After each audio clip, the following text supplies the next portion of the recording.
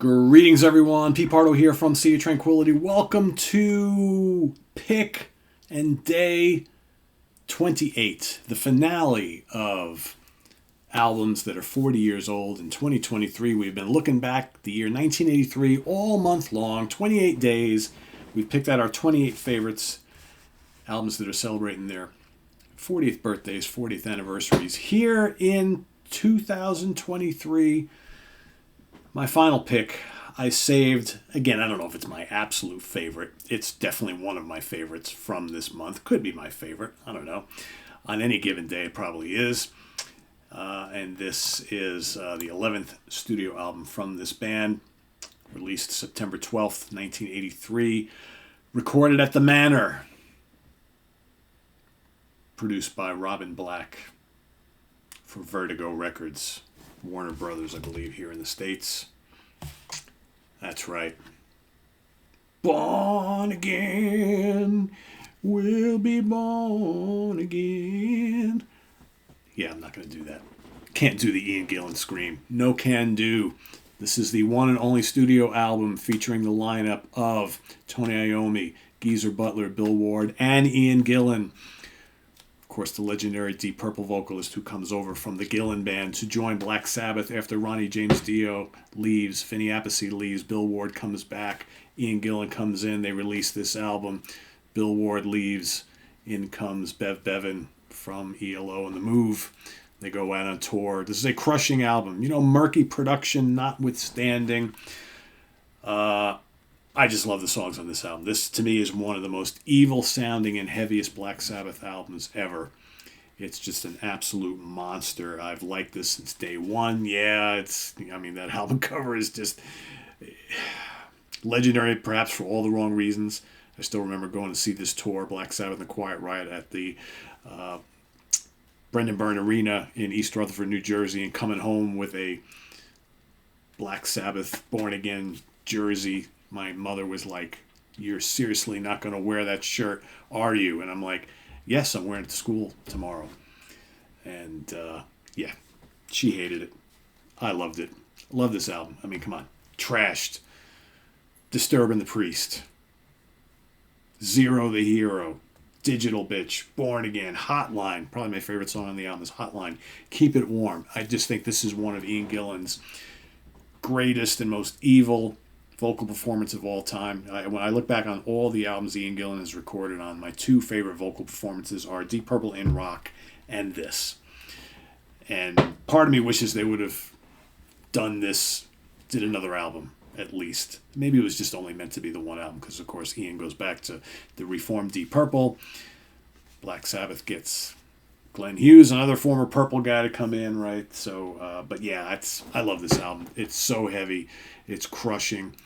Apparently they found the master tapes now, and it's going to get a remix, right? Which probably should have gotten ages ago. But, you know, these things happen. Better late than never, I always say. Be interesting to hear how this album will sound with the original mix, which apparently Ian Gillan has gone on record saying the original mix is amazing, as opposed to this kind of, muddy thing that we got. But, there's a certain charm to this muddy mess that we got. And it's the only version, that I've really known all these years, so I don't have an issue with it. So we'll see what happens. But as it is, I love this album. It's one of my favorite albums of 1983. It's a favorite Sabbath album too. Maybe not top 5, but it's a easy top 10 Sabbath album for me. And I love it quite a bit. It's just absolutely spectacular. And again, for a lot of different reasons. I know it's one of those albums people either love or they hate. So, what are you going to do? But I love it. I love it. Such good stuff on here. And as far as like the charting position on this, because this was somewhat of a success, in the UK, let's see. This made it to number 4 on the UK albums. This was number 39, the US Billboard 200. Sweden, number 7. Norway, number 14. Japan, number 38. Germany, 37. Finland, number 6. New Zealand, 44. Canada, number 37. Australia, number 53. And I think this went gold here in the States, if I remember correctly. Not 100% sure. But, yeah, I dig it. That's why it's on this list, because I love it a lot. Wanted to mention something from yesterday because I did Fastway was my pick for yesterday. And then I mentioned like Dave King, guitarist, vocalist Dave King from Fastway, and I was like, I don't really know what he's done in the years since Fastway other than that Kathmandu band. And then I had like about a dozen people like, but I can't believe you didn't know Dave King sings for Floggin' Molly. And I'm like, I don't know Floggin' Molly from anything. Apparently they've been around for a number of years, like 25, 30 years, and they're kind of have a decent cult following. They're more like a kind of like Celtic ska folk punk band. Not that I would ever listen to something like that, right? It's just not my thing. But I had no idea Dave King was fronting a semi-popular band for all these years. I mean, I even went and looked at pictures of him. I'm like, doesn't even look like the same guy. So yeah, sorry guys. Never heard that Dave King was in a band that's been fairly active for like 25, 30 years. So my mistake. Sorry. No disrespect to Dave King, but on the same token, a lot of people were in the comments yesterday saying, I don't know who Fastway is. I've never heard of Fastway before. So there you have it. I mean, you can't know every single band on the planet. So what are you going to do? Anyway, visit us on the web at www.seaoftranquility.org. We're on Facebook. We're on YouTube all together all the damn time. Let us know what you think of Born Again in the comments below, as well as your final pick for day number 28 here. And stay tuned in just a little bit. Later this morning, I'll give you my honorable mentions rundown of all the other albums that I was considering that I like a lot from 1983 that didn't quite make the cut of 28. And then, of course, tomorrow we start on 1993, which I've already seen by so many of the comments. Everybody seems to be struggling with 1993.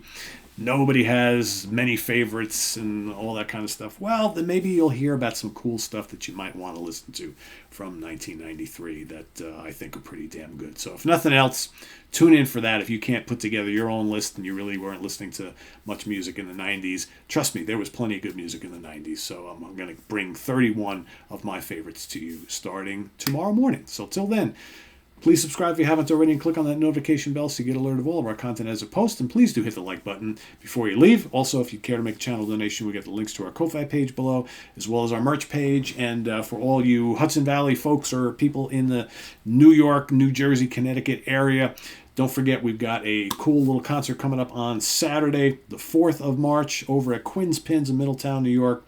Steve Keeler and I will be hosting a little kind of classic rock night. We've got Stoneflower, the great Santana tribute band. They also do like Doobie Brothers and Grateful Dead and Allman Brothers and all sorts of other stuff. So they do like a whole classic rock show. So that's coming up. It's 7 o'clock, I believe. It starts at 7, maybe 8, something like that. It's free.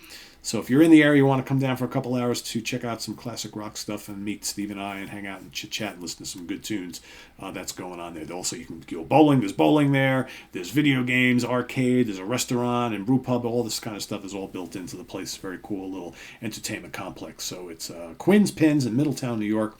Hope to see you there, and we'll see you real soon here on the channel with more stuff. Take care. I'm Pete Pardo. Thanks for watching. Bye-bye.